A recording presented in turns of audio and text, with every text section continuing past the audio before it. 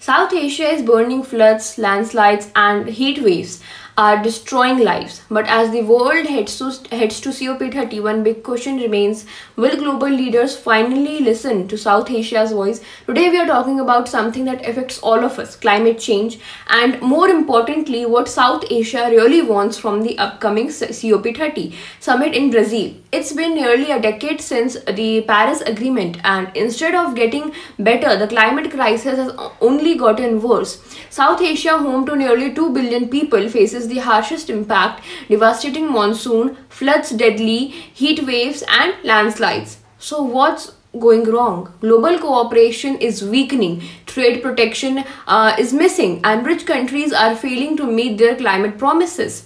But the good news is South Asia isn't waiting anymore. Countries like India, Bhutan, Nepal, Bangladesh, Sri Lanka, and the Maldives are stepping up, not as victims but as leaders. They are coming together with shared priorities to protect people, to promote regional cooperation, and demand fair global action. So here's what South Asia wants from COP30. First, mutual cooperation and regional action. South Asia wants to strengthen regional ties, sharing knowledge, technology, and climate finance so that all nations move forward together.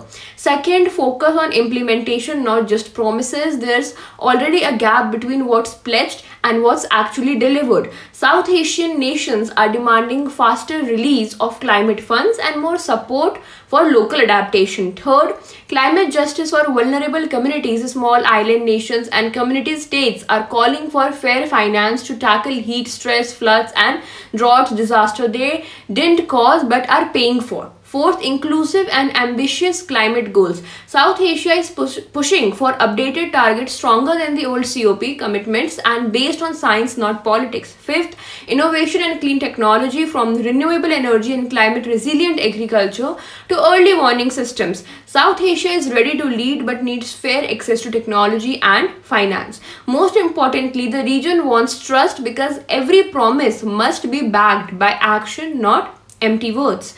The message from South Asia is clear: we don't just need sympathy, we need support.